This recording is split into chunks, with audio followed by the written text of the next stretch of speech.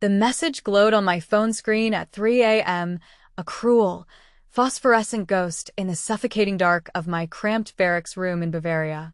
The air was cold, smelling of old metal and the faint, persistent dampness that clings to everything in this part of Germany.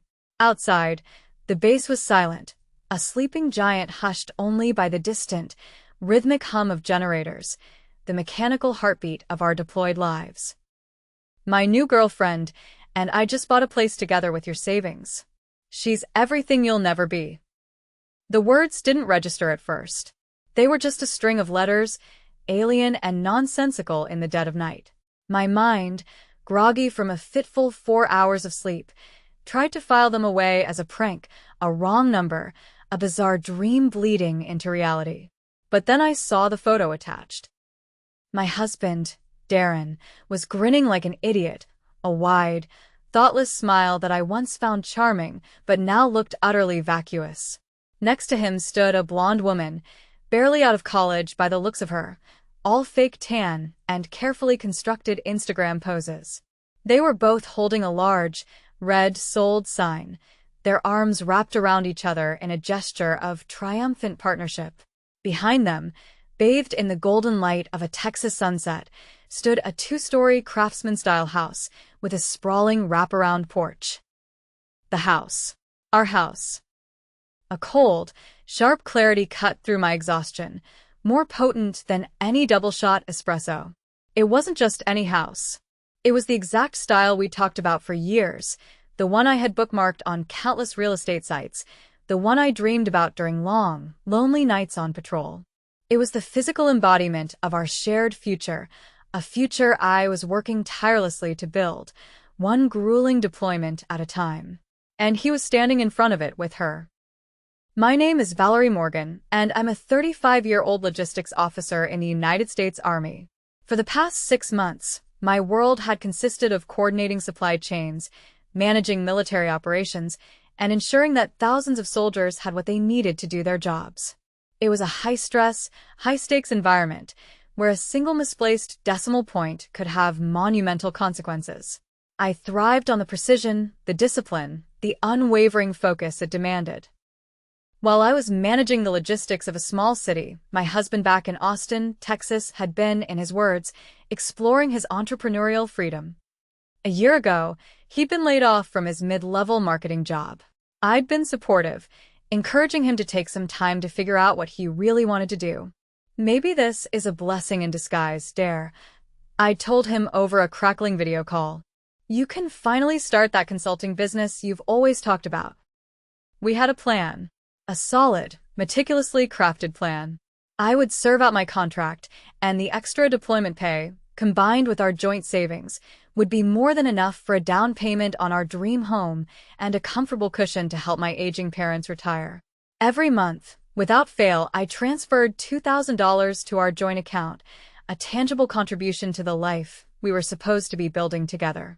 That money wasn't just currency. It was a symbol of my sacrifice, my commitment, my trust. His entrepreneurial freedom, it now seemed, apparently meant exploring the full extent of unemployment benefits and, more pressingly, my bank account. I set my phone down carefully on the cold metal nightstand, my hands steadier than they had any right to be. My heart wasn't pounding. It was a block of ice in my chest. Around me, the base was quiet, except for the distant hum of generators and the occasional footsteps of the night patrol making their rounds. The world outside my small room was orderly, predictable, governed by rules and consequences. The world on my phone screen was pure chaos, a betrayal so profound it felt like a physical blow. The rage would come later. I knew it was there, simmering beneath the surface, a sleeping volcano of fury. But right now, I felt something colder, more calculating. Darren had always been impulsive, prone to grand gestures and poor financial decisions. But this crossed every line we'd ever drawn in our 8-year marriage. This wasn't just an affair. This was a calculated act of demolition. The woman in the photo looked young enough to be his daughter, a cliché so painful it was almost laughable. Her name was probably something trendy and meaningless, like Tiffany or Brittany. Everything about the situation screamed desperation and midlife crisis, a pathetic attempt to reclaim a youth he never really had. I picked up my phone again, my thumb hovering over the delete button before I stopped myself. Evidence. My training kicked in. Document everything. I scrolled through the other photos he'd sent over the past week, images I had initially viewed with a pang of homesickness, but now saw through a new, brutal lens. Darren at expensive restaurants I knew we couldn't afford, even on my officer's salary. Darren buying expensive wine. Darren and his girlfriend on shopping trips, her arms loaded with designer bags from boutiques I would never dream of entering. Each image now felt like a deliberate slap, a taunt designed to show me how much better his life had become without me, funded by me. Then, a memory surfaced, sharp and unwelcome. About a month ago, I'd received a fraud alert from our bank. Something about unauthorized access attempts and signature verification issues. At the time, I'd been in the middle of coordinating a major, time-sensitive supply shipment across 3 countries. I dismissed the alert as a system glitch, a minor annoyance to be dealt with later. I had a mission to focus on. I trusted my husband. I'd sent him a quick text and he'd assured me he'd handle it, that it was probably just a computer error. But now, the pieces were falling into place with sickening precision. The unauthorized access, the verification issues, it wasn't a glitch. It was him.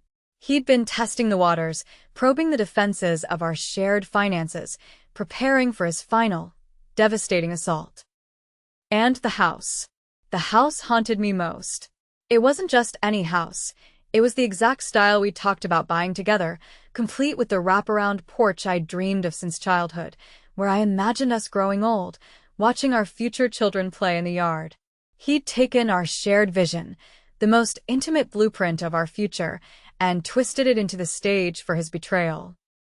I reached for my secure phone, the one reserved for official military communication. It was time to make some calls. The quiet discipline of my profession was a lifeline now, a steel framework holding me together as my personal world imploded. He had forgotten who he was married to. He thought I was just a naive, distant wife, a walking ATM funding his new life. He was about to get a very stark reminder that I was a logistics officer in the United States Army, and I was about to coordinate the most important operation of my life. The next morning, I sat across from Captain Patricia Weber in the JAG legal office. The room was small, sterile, and smelled of burnt coffee and grim determination. Patricia was in her 40s, with sharp, intelligent eyes that had seen everything. She had a reputation for being tough but fair, a woman who had seen enough military spouse betrayals to fill a field manual. "Tell me everything," she said, her voice calm, and even as she slid a legal pad across the desk. I handed her my phone, my personal phone, feeling a wave of shame as she scrolled through the photos and messages. It felt like laying my entire life, my entire failure of a marriage, bare for inspection. "My husband emptied our joint savings to buy a house with another woman," I said, the words sounding hollow and rehearsed. "He's been unemployed for over a year, living off my deployment pay." Patricia's expression hardened as she scrolled through the evidence. She didn't offer platitudes or sympathy. She offered action. "When did you last authorize any major transactions?" "Never," I replied, my voice gaining strength. "We agreed the money was for my parents' retirement and our future down payment." I pulled out a folder containing the bank statements I had printed that morning from the secure network. "I've been sending $2,000 monthly to our joint account. He was supposed to be paying bills and saving the rest." I pointed to the statement. Approximately $45,000 over the past 18 months, not including the other debt. The number hit me fresh each time I said it. Nearly 2 years of careful, disciplined saving gone. Wiped out by cheap wine and designer handbags for a woman I'd never met. Patricia made notes quickly, her pen scratching across the paper with a satisfying finality. "You mentioned a fraud alert about a month ago?" "Yes," I admitted, feeling a flush of embarrassment. "Something about signature verification and unauthorized access attempts."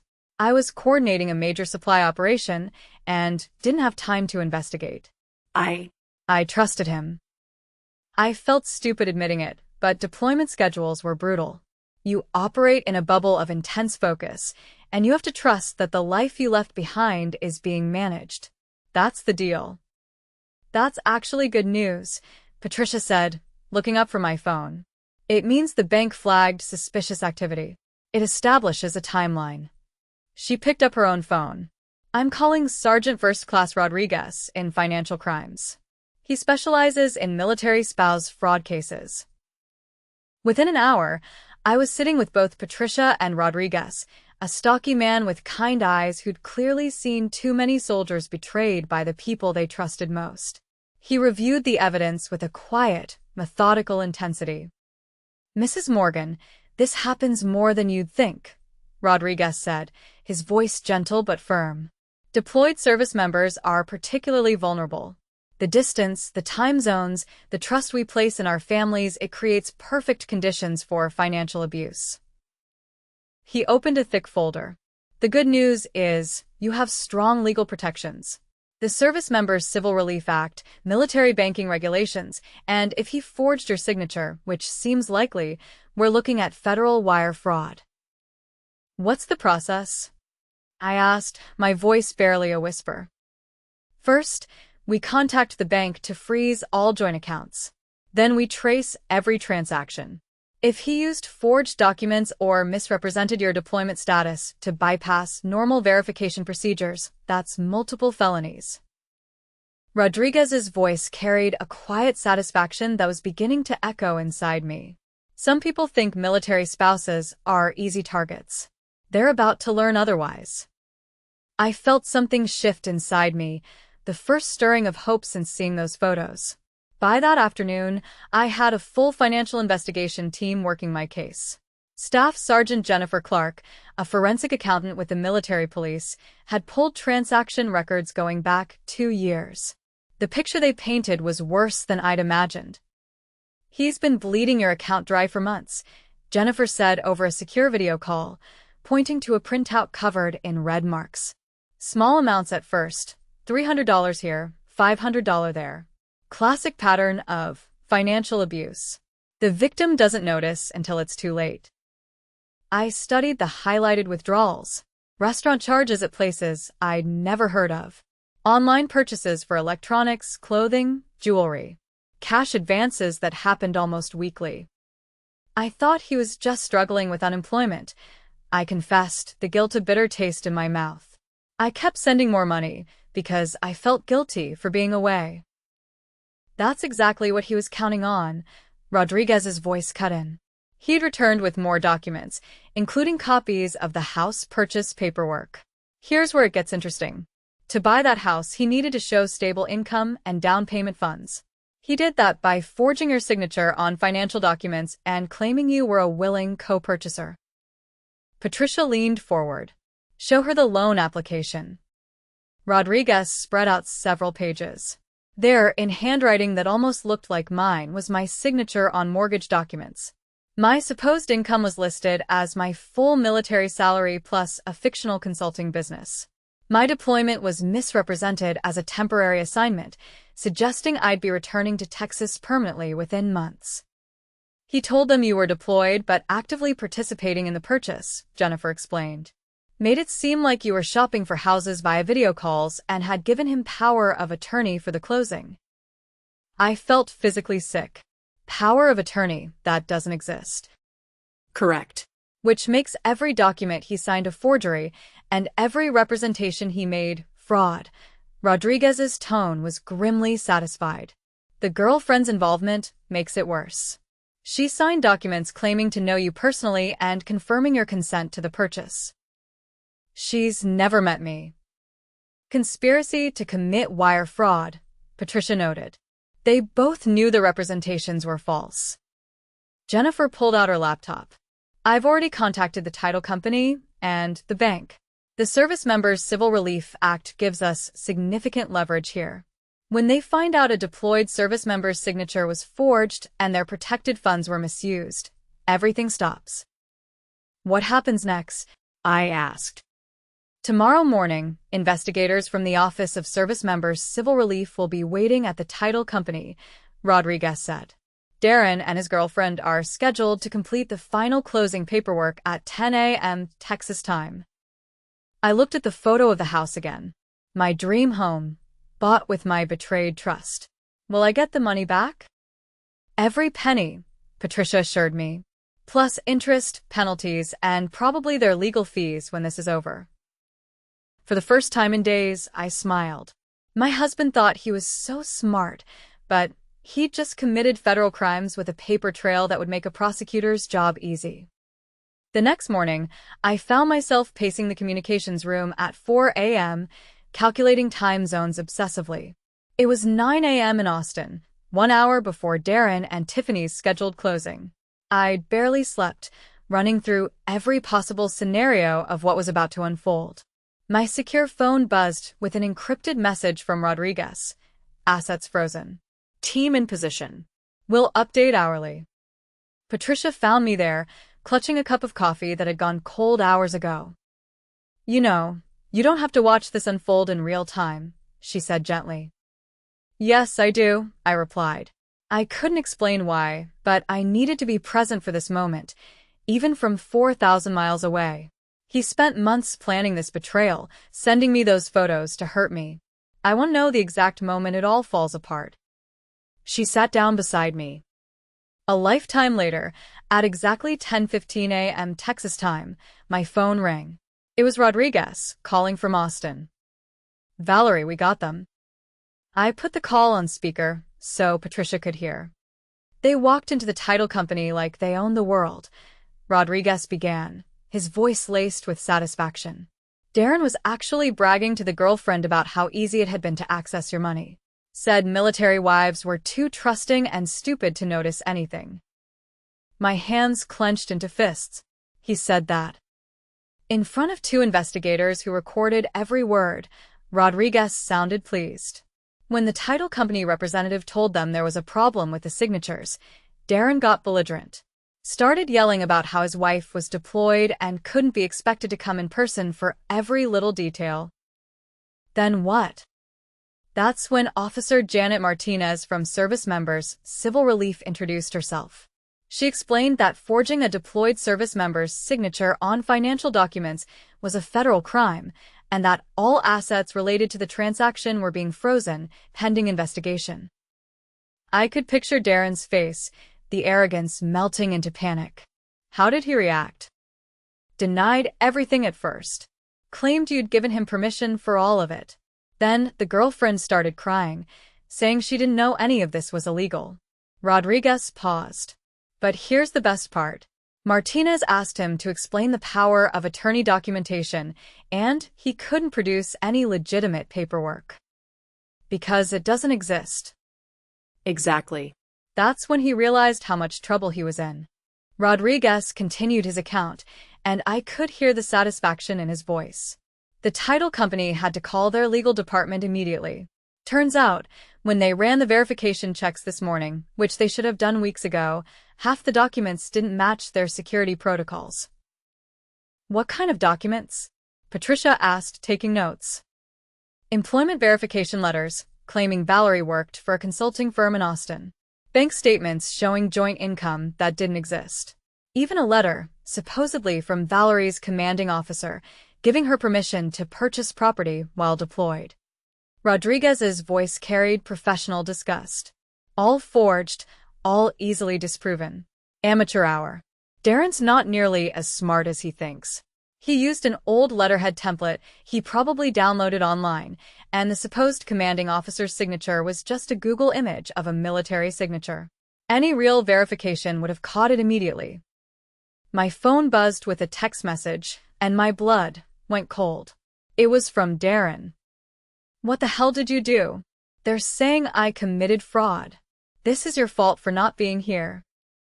I showed the message to Patricia, who shook her head. Even when caught red-handed, he's still blaming you. That's going to look great in court. Rodriguez was still talking. The girlfriend's involvement runs deeper than we initially thought.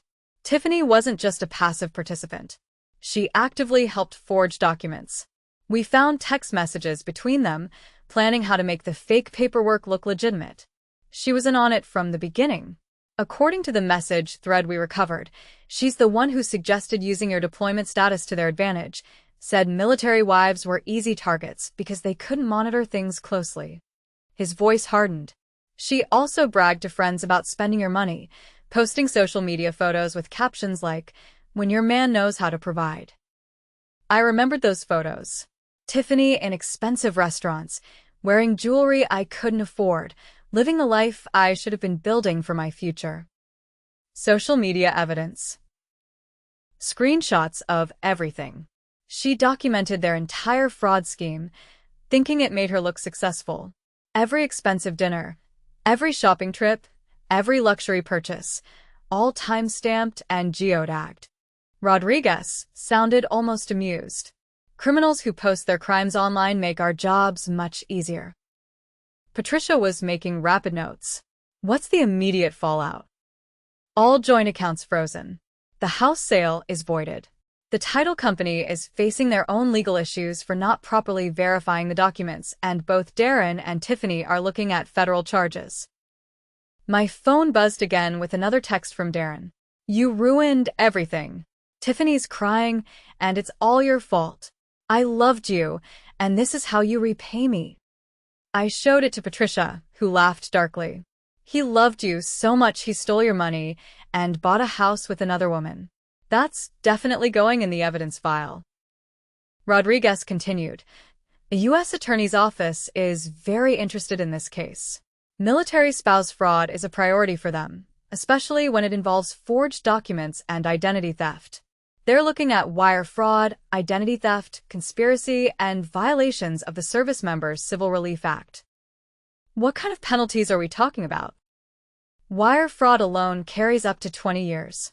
Add the identity theft and military protection violations, and they're both looking at serious federal prison time. He paused. Plus full restitution to you, including penalties and interest. I felt something I hadn't experienced since seeing those first photos. Genuine peace. When will they be arrested? Already happened. They're both in federal custody as of 30 minutes ago. 3 hours later, I was back in the communications room when Jennifer Clark called with updates that made everything even more satisfying. Valerie, you need to hear this. When we executed the search warrant on their apartment, we found evidence of a much bigger scheme, Jennifer said, her voice carrying barely contained excitement. I put her on speaker. What kind of evidence? Darren's been doing this to other military spouses. We found files on 3 other women whose husbands are deployed, complete with forged documents and stolen financial information. She paused for effect. He wasn't just betraying you. He was running a military spouse fraud operation. Patricia's eyebrows shot up. Other victims? All logistics or supply officers like Valerie.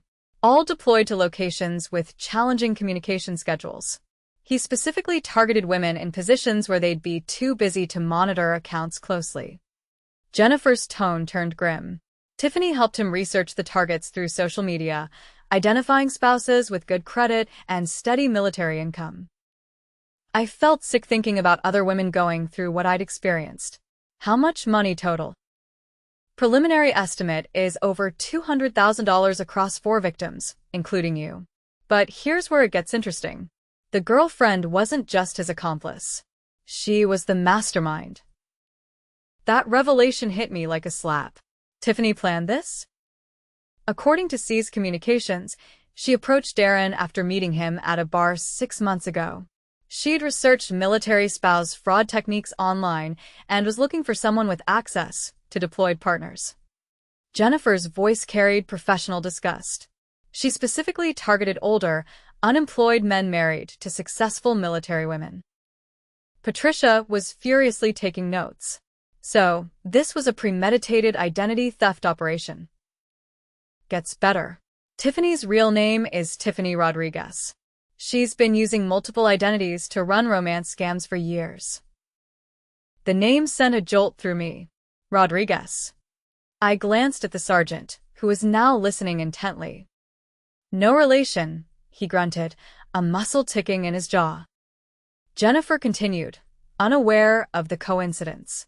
The Instagram fitness coach persona was completely fake, designed to attract men like Darren who were feeling insecure about their wife's success. I thought about those photos again, my husband grinning beside someone who'd manipulated him into destroying our marriage. Was any of their relationship real? Based on the evidence, she was planning to disappear once they'd stolen enough money to buy the house outright. The mortgage was just a temporary step. She intended to refinance or sell quickly, taking her share and moving on to the next target. My phone buzzed with yet another message from Darren. They're saying Tiffany is a criminal who used me. You have to help me. I made a mistake, but I didn't know she was lying about everything. I showed the message to Patricia, who rolled her eyes. Now he wants her help. Classic manipulation. Jennifer continued. The best part is that their arrest was recorded by the title company's security cameras. Darren completely lost it when he realized the scope of the charges, started screaming that Tiffany had lied to him about everything, that he thought you'd given permission for the house purchase. Did he really believe that? Hard to say. The messages we recovered suggest he knew it was wrong, but convinced himself he deserved your money because of your successful career. Jennifer's voice softened slightly. He also wrote several drafts of messages to you that he never sent. Apologies mixed with resentment about feeling like a failure compared to your military achievements. I felt an unexpected pang of sadness. Our marriage had problems, but I'd never imagined they'd lead to federal crime. What happens to the other victims? We're contacting them today. Thanks to your case, we can recover their money and prevent Tiffany from targeting anyone else. Jennifer paused. You probably saved several families from financial ruin. That thought gave me something I hadn't expected, purpose beyond just personal justice. 2 weeks later, I received a call that made everything worth it. Rodriguez was calling from the federal courthouse in Austin, where Darren and Tiffany had just appeared for their arraignment. Valerie, you should have seen it, he said, barely containing his amusement. Darren showed up thinking he could charm his way out of federal charges. Wore his best suit, brought character references, the whole performance. I was sitting in my barracks room, finally able to sleep normally again now that justice was moving forward. How did that work out for him? About as well as you'd expect. The federal prosecutor laid out the entire scheme, the forged documents, the identity theft, the conspiracy with Tiffany, the other victims. When they got to the part about him bragging to investigators about how easy it was to steal from military wives, his lawyer actually put his head in his hands. I couldn't help but smile. And Tiffany? Even better. Turns out she had warrants in 3 other states for similar fraud schemes. The Instagram fitness coach thing was just her latest identity. She's been running romance scams and military spouse fraud for over 2 years. I felt a weight I'd been carrying for weeks finally lift. When's the trial? They're both plea bargaining now. Full restitution to all victims, plus penalties and court costs. Justice was finally coming.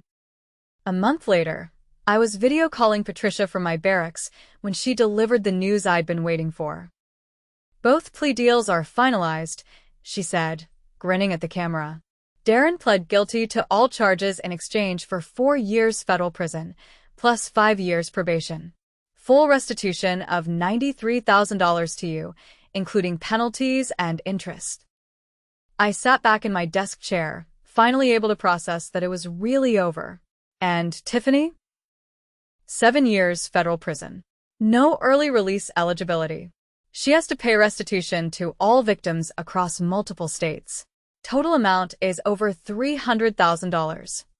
Patricia's expression grew serious. The judge specifically mentioned that military spouse fraud undermines national security by targeting service members' families. That evening, a letter arrived through the military mail system, forwarded from the JAG office. It was from Darren, sent through his lawyer. Patricia called me. Darren sent a letter through his lawyer, she said carefully. He wants to apologize and ask for your forgiveness when he gets out of prison. I laughed, surprising myself. He still thinks this is about him. He destroyed our marriage, stole my money, committed federal crimes, and hurt other military families. But he wants my forgiveness, I said to Patricia, the ice in my chest finally melting into a hot, cleansing fire.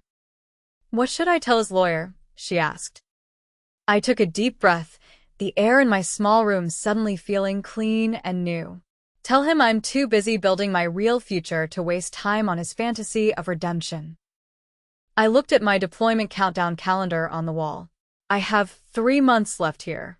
Then I'm starting fresh. The revenge was complete, but my life was just beginning. As I closed the laptop and prepared for my evening patrol, I realized that the betrayal that had shattered my trust had also revealed my own strength.